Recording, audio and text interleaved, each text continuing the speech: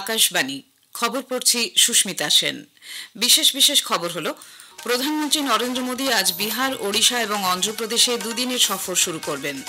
বিহার, ওড়িশায় একাধিক উন্নয়ন প্রকল্পের উদ্বোধন ও শিলান্যাসের কর্মসূচি রয়েছে তাঁর। একাদশতম আন্তর্জাতিক যোগ দিবস উপলক্ষে আগামীকাল সংস্কৃতি মন্ত্রক সারা দেশের 100টি উল্লেখযোগ্য পর্যটন স্থল ও 50টির বেশি সাংস্কৃতিক দিক থেকে উল্লেখযোগ্য স্থানে যোগ অধিবেশনের আয়োজন করেছে। অন্ধ্রপ্রদেশে প্রধানমন্ত্রীর উপস্থিতিতে হবে যোগ দিবসের মূল অনুষ্ঠান। ইসরায়েল ও ইরানের মধ্যে সংঘর্ষ তীব্র হওয়ায় পরিস্থিতি আরও জটিল হচ্ছে। সিকিমের নাথুলা থেকে আজ শুরু হচ্ছে কৈলাস মানসরোবর যাত্রা। ভারত ও ইংল্যান্ডের মধ্যে 5 ম্যাচের টেস্ট সিরিজ তেন্ডুলকর অ্যান্ডারসন ট্রফির প্রথম টেস্ট আজ হেডিংলিতে শুরু হচ্ছে। আসছি বিস্তারিত খবরে।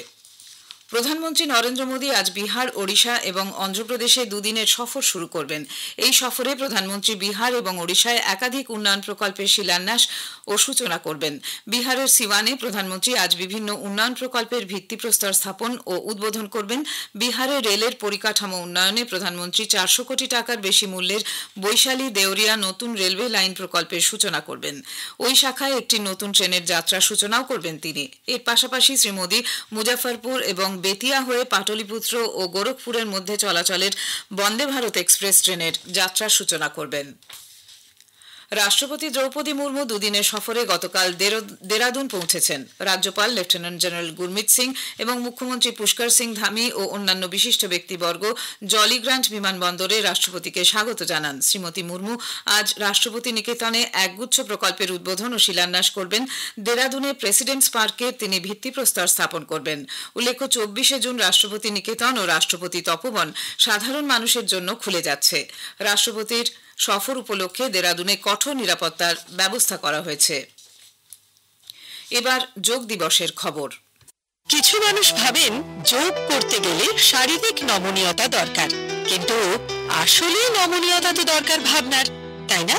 বয়স যেমনই হোক বা চয়েস, 8 হোক বা 80, হুইল চেয়ার হোক বা ওয়ার্ক ফ্রম হোম, যোগ সবার অধিকার। योग जीवन से जब जुड़ता है, एक सहज क्रिया बन जाता है, तो वो प्रतिपल उसका बेनिफिट देता रहता है। আসুন, এই 21শে জুন আমরা সবাই আন্তর্জাতিক যোগ দিবসে অংশগ্রহণ করি। যোগ করি, শরীর গড়ি। একাদশতম আন্তর্জাতিক যোগ দিবস উপলক্ষে সংস্কৃতি মন্ত্রক সারা দেশের 100টি উল্লেখযোগ্য পর্যটন স্থল এবং 50টির বেশি সাংস্কৃতিক দিক থেকে গুরুত্বপূর্ণ স্থানে যোগচর্চার আয়োজন করেছে। প্রধানমন্ত্রীর উপস্থিতিতে বিশাখাপত্তনমে আয়ুষ মন্ত্রক আয়োজিত মূল কর্মসূচির সঙ্গেই এই অনুষ্ঠান হবে। এদিকে পর্যটন ও সংস্কৃতি মন্ত্রী গজেন্দ্র সিং শেখাওয়াত রাজস্থানের যোধপুরে মেহরানগড় কেল্লায় যোগ অনুশীলনে অংশ নেবেন। যেসব বিশেষ স্থানে যোগচর্চার আয়োজন করা হচ্ছে তার মধ্যে উল্লেখযোগ্য হল ইউনেস্কো ওয়ার্ল্ড হেরিটেজ, অসমের চরাইদেও মাইদাম, গুজরাতের ধোলাভিরা এবং রানীকেভাব, কর্ণাটকের হাম্পি এবং পাতাদ্দাকাল, মধ্যপ্রদেশের খাজুরাহো এবং সাঁচি স্তূপ, ওড়িশার কোনারক সূর্য মন্দির, মহারাষ্ট্রের এলিফ্যান্টা গুহা এবং তামিলনাড়ুর থাঞ্জাভুরের বৃহদীশ্বর মন্দির। আগামীকাল 21শে জুন বিশ্বজুড়ে উদযাপিত হবে 11তম আন্তর্জাতিক যোগ দিবস। আকাশবাণী সংবাদ আপনাদের সামনে উপস্থাপন করছে একটি বিশেষ প্রতিবেদন, যেখানে তুলে ধরা হয়েছে কিভাবে প্রাচীন ভারতীয় ঐতিহ্য থেকে যোগ আজ একটি বিশ্বব্যাপী আন্দোলনে রূপান্তরিত হয়েছে। আমাদের প্রতিনিধি অভিজিৎ চক্রবর্তীর একটি প্রতিবেদন। ভারতের প্রাচীন সভ্যতার সঙ্গে যোগের ইতিহাসের এক গভীর সম্পর্ক রয়েছে। প্রাচীনকালে সিন্ধু সরস্বতী উপত্যকার সাংস্কৃতিক আধ্যাত্মিক ক্রিয়াকর্মের অনুশীলনের অঙ্গ হিসেবে যা শুরু হয়েছিল, সেটাই ধীরে ধীরে সুশৃঙ্খলভাবে আত্মোপলব্ধির একটি পথে পরিণত হয়। বহু বছর ধরে পণ্ডিতেরা বিশ্বাস করতেন যে বৌদ্ধ ধর্মের উত্থানের সময় অর্থাৎ খ্রিস্টপূর্ব 500 সাল নাগাদ যোগের উৎপত্তি হয়েছিল। তবে সিন্ধু সরস্বতী সভ্যতা থেকে প্রাপ্ত প্রত্নতাত্ত্বিক প্রমাণগুলির ইঙ্গিত দেয় যে সেটি তার চেয়েও অনেক বেশি প্রাচীন। সময়ের সঙ্গে সঙ্গে এই অনুশীলন একটি সমৃদ্ধ শাস্ত্রীয় রূপ ধারণ করেছে। এটি বেদ, উপনিষদ এবং পরে পতঞ্জলির যোগসূত্রে স্থান করে নিয়েছে। মহাভারতে যোগের উল্লেখ থেকে শুরু করে ঊনবিংশ ও বিংশ শতাব্দীতে স্বামী বিবেকানন্দ এবং BKS আয়েঙ্গারের মতো মনীষীদের দ্বারা এটি একটি প্রাচীন ঐতিহ্য থেকে বিশ্বজনীন রূপ পেয়েছে। 2014 সালে প্রধানমন্ত্রী নরেন্দ্র মোদী রাষ্ট্রসংঘের সাধারণ পরিষদে 21শে জুনকে আন্তর্জাতিক যোগ দিবস হিসেবে ঘোষণা করার প্রস্তাব দেন। প্রস্তাবটি বিপুল সমর্থন পায়। তখন থেকেই 21শে জুন বিশ্বব্যাপী আন্তর্জাতিক যোগ দিবস হিসেবে উদযাপিত হয়ে আসছে। ক্রীড়া ভারতী কলকাতা মহানগর সংগঠনের সম্পাদক বিশিষ্ট যোগ প্রশিক্ষক আশিস কুমার পাল আকাশবাণীকে বলেন, ভারত আজও স্বমহিমায় দাঁড়িয়ে আছে তার উজ্জ্বল সংস্কৃতির জন্য। আর যুগ যুগ ধরে বহমান সেই সংস্কৃতির একটি বিশিষ্ট ধারা হলো যোগ। যোগ দিবসের উদ্দেশ্য যদি আমরা অনুভব করি তাহলে বলতে হবে যে সকলের উপকারের জন্য যোগ, মানুষের প্রকৃতির সাথে যুক্ত করাকেই যোগ। মানুষ যোগের মাধ্যমে ধ্যানের উপায় দেখানোই হলো যোগ। বিভিন্ন শ্রেণীর মানুষ উৎসাহ সহকারে যোগ করুক, এই হলো উদ্দেশ্য। নিরোগী হওয়ার জন্য যোগ। কথায় আছে শরীর মাধ্যম করে ধর্ম সাধনম। যদি সাধনা করতে হয়, অর্থাৎ যদি শরীর সুস্থ থাকে তাহলে সব সাধনায় সম্ভব আছে। 11তম আন্তর্জাতিক যোগ দিবসের মূল ভাব এক পৃথিবী এক স্বাস্থ্যের জন্য যোগ। একতা ও সুস্থতার বার্তা বহন করে। জাতি, ধর্ম বা দেশ যাই হোক না কেন, যোগ প্রত্যেককে একটি স্বাস্থ্যকর, আরও ভারসাম্যপূর্ণ এবং অর্থবহ জীবনের পথে এগিয়ে নিয়ে যেতে পারে। খবর শুনছেন আকাশবাণী থেকে। আমাদের সংবাদ শোনা যাচ্ছে ইউটিউব চ্যানেল আকাশবাণী সংবাদ বাংলা, ফেসবুক ও ইনস্টাগ্রাম আকাশবাণী সংবাদ কলকাতা এবং এক্স হ্যান্ডেল AIR নিউজ কলকাতাতে। ইসরায়েল ও ইরানের মধ্যে সংঘাত আজ 8ম দিনে অব্যাহত। দুদেশের মধ্যে সংঘর্ষ তীব্র হয়, পরিস্থিতি আরও জটিল হচ্ছে। ইসরায়েলের প্রধানমন্ত্রী বেঞ্জামিন নেতানিয়াহু জানিয়েছেন, ইরানের পরমাণু ও ব্যালিস্টিক ক্ষেপণাস্ত্র ক্ষমতা ধ্বংস করতে ইসরায়েল প্রতিশ্রুতিবদ্ধ।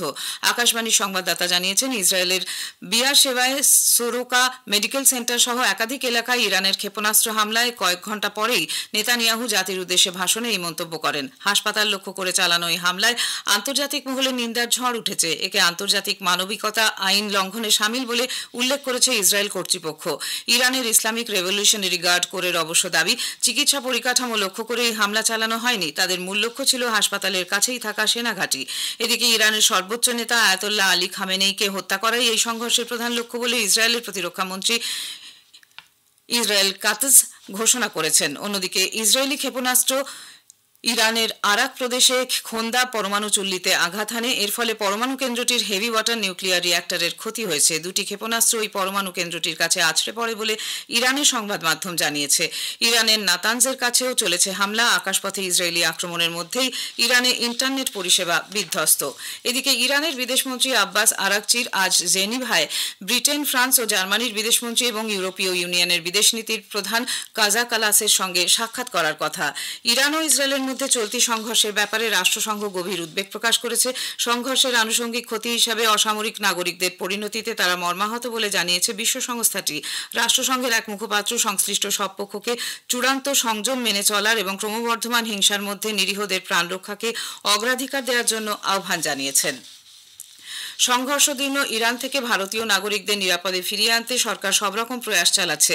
ভারতীয় মিশনের সদস্যদের নিয়ে আরও একটি বিমান গতকাল দেশে ফিরেছে। এর আগে উত্তর ইরান থেকে 110 জন ভারতীয় পড়ুয়াকে নতুন দিল্লিতে ফিরিয়ে নিয়ে আসা হয়। বিদেশ প্রতিমন্ত্রী কীর্তিবর্ধন সিং সাংবাদিকদের জানান, ইরান থেকে সরিয়ে নিয়ে আসার জন্য 350 ভারতীয় নাগরিক সরকারের কাছে আবেদন জানিয়েছেন। আটকে পড়া ভারতীয়দের ফিরিয়ে আনতে একটি বিমান তুর্কমেনিস্তানের দিকে রওনা হয়েছে।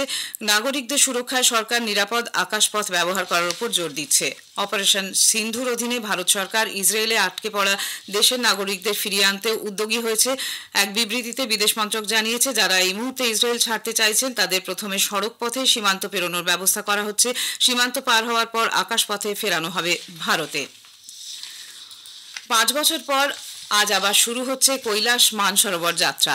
সিকিমের নাথুলা থেকে 36 জন পুণ্যার্থী এবং বিদেশ মন্ত্রকের 2 আধিকারিককে নিয়ে প্রথম দলটি আজ রওনা হবে। পুণ্যার্থীদের সুষ্ঠু যাত্রা নিশ্চিত করতে কেন্দ্রীয় সরকারের বিভিন্ন দপ্তরের সঙ্গে সিকিম সরকার সব রকম ব্যবস্থা নিয়েছে। রাজ্যপাল ওম প্রকাশ মাথুর আজ পতাকা নাড়িয়ে আনুষ্ঠানিকভাবে এই যাত্রার সূচনা করবেন। আমাদের আকাশবাণীর সংবাদদাতা জানিয়েছেন, নাথুলা থেকে এবছর সর্বমোট 10টি দল কৈলাস মানসরোবরের উদ্দেশ্যে যাত্রা করবে। ভারত ও ইংল্যান্ডের মধ্যে 5 ম্যাচের টেস্ট সিরিজ তেন্ডুলকার অ্যান্ডারসন ট্রফির প্রথম টেস্ট আজ হেডিংলিতে শুরু হচ্ছে। খেলা শুরু হবে ভারতীয় সময় দুপুর 3:30। রবিচন্দ্রন অশ্বিন, রোহিত শর্মা, বিরাট কোহলির অবসর নেওয়ার পর শুভমন গিলের নেতৃত্বে প্রথম টেস্ট সিরিজ খেলতে নামছে ভারত। শেষ করার আগে খবরের বিশেষ কিছু অংশ আরেকবার। প্রধানমন্ত্রী নরেন্দ্র মোদী আজ বিহার, ওড়িশা এবং অন্ধ্রপ্রদেশে দুদিনের সফর শুরু করবেন। বিহার, ওড়িশায় একাধিক উন্নয়ন প্রকল্পের উদ্বোধন ও শিলান্যাসের কথা রয়েছে তার। 51তম আন্তর্জাতিক যোগ দিবস উপলক্ষে আগামীকাল সংস্কৃতি মন্ত্রক সারা দেশের 100টি উল্লেখযোগ্য পর্যটন স্থল এবং 50টির বেশি সাংস্কৃতিক দিক থেকে উল্লেখযোগ্য স্থানে যোগ অধিবেশনের আয়োজন করেছে। অন্ধ্রপ্রদেশে প্রধানমন্ত্রীর উপস্থিতিতে হবে যোগ দিবসের মূল অনুষ্ঠান। খবর এখনকার মতো এ পর্যন্ত। এর পরের খবর শুনবেন সকাল 7:25।